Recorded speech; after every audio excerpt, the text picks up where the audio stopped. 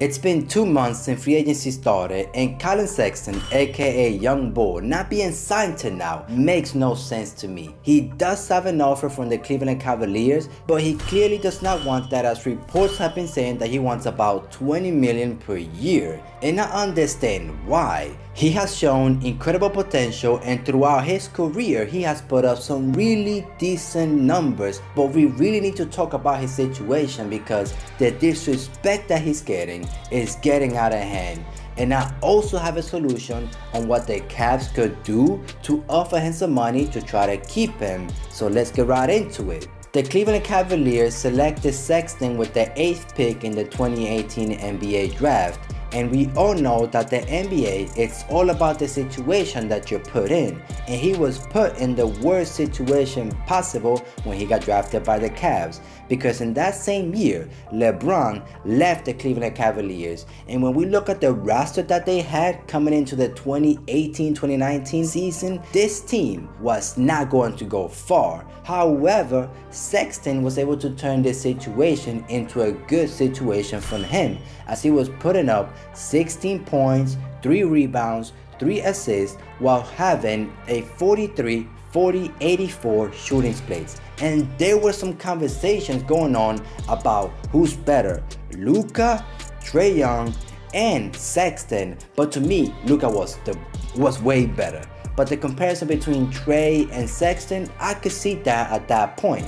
By the end of the season, Sexton was selected to the all-rookie team. The following season, he even played better, putting up 21 points, 3 rebounds, 3 assists, while having a shooting split of 47-38-84. However, the Cavs ended the season with a record of 19-46, which was the worst record in the Eastern Conference. They didn't get to play all 82 games that season because of the pandemic.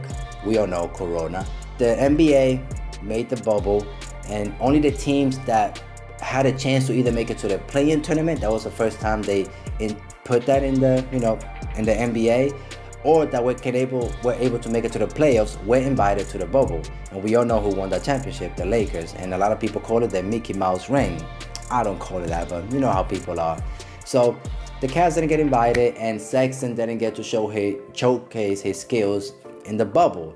So when the 2020-21 season came around, he was more motivated than ever.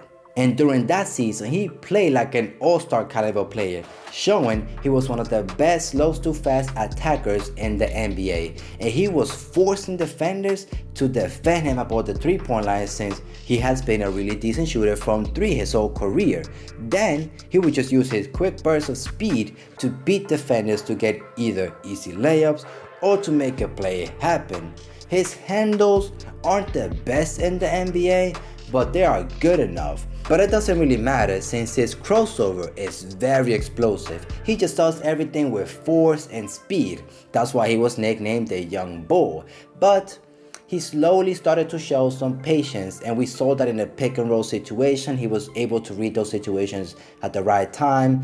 And I think his mentor was CP3. So, when Sexton needed some help, he would hit up Chris Paul and all of those things. And Chris Paul helped them calm down a little bit. Read the floor, know when to attack, when to be slow, and all of those things. And on the defensive side of the game, he showed those things also. Because I remember when he came to the league, I watched a few games from him. When he came to the league, he was just, like I said, just with force and speed. So he was trying to steal the ball every time. But in his 3rd season, he calmed down and was, knew how to lock down a defender. I mean, not every time, but every now and then he was able to show it, and he was able to steal the ball a lot of the times. That's why he was able to put up some decent numbers. And as you can see here, he was putting up 24 points, 3 rebounds, 4.5 assists, which was a career high for him. Oh, the points are also a career high there.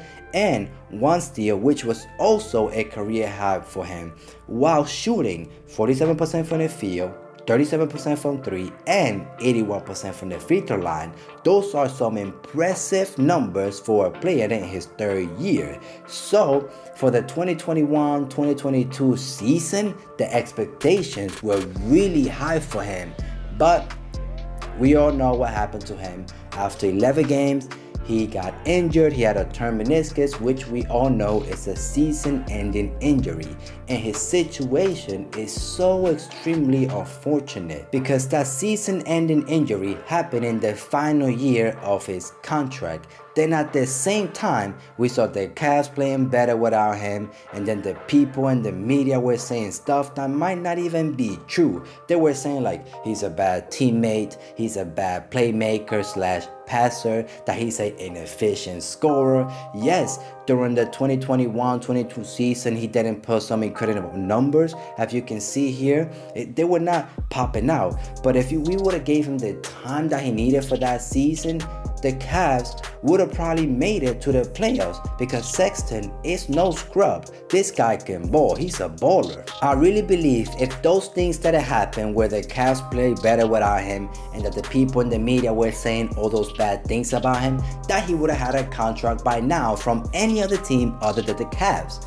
I understand why the Cavs only offer him the money. I'm going to explain it right now soon. But right now in the NBA, only two teams have the cap space to sign him. The Pacers have the cap space and the Spurs have the cap space to sign him. And for the Pacers, it makes no sense to sign Collin Sexton because they already have Tyrese Halliburton at the point guard position, who is a rising star at that position. And I believe he's going to have a breakout season next season. So it makes no sense for them to sign another point guard. And the Spurs have the space and could probably sign Sexton, but I don't know if they really want to do that because they're in a rebuilding mode right now and they're trying to try those young players that they have right now, like Keldon Johnson. And for Spurs, they maybe should think about it because they don't have a clear-cut point guard right now since they traded DeJounte Murray to the Atlanta Hawks. So that maybe he will end up with the Spurs. We don't know. They hear some rumors about like the Mavs trying to do a sign-in trade with the Cavs involving Collin Sexton. That's something that could probably happen. And if that does happen, the Mavs are going to be looking good next season. Like, they're going to be really, really dangerous. So I'm really starting to believe that the Cleveland Cavaliers know this situation, like no team really wants him. So that's why they only offered him $40 million for 3 years, which we're talking about $13 million per year. And that is the max that the Cavs can offer Sexton without going to the luxury tax. But if I'm the Cavs, I will go over the luxury tax for Collin Sexton. And then later on you can trade him. Because if they don't sign him now, they will lose him for nothing. However, like I said before, I have a solution on what they could do. The Cavs could either trade Cedi Osman or Dalen Windler. That would open a roster spot for them and more money to offer to Sexton. Let's say if the Cavs trade Cedi Osman, they can offer Sexton $20+ million for a year. For sure, Sexton would accept that offer. And if the Cavs, let's say they decided to trade Dalen Windler, they could offer Sexton $17+ million per year.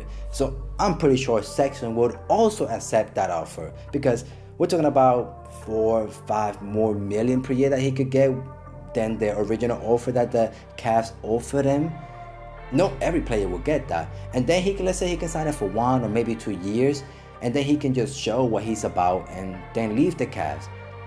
Or the Cavs should just try to sign him, like I said before, and do a sign-in trade or trade him for something at least, because a lot of teams should be looking to get Collin Sexton.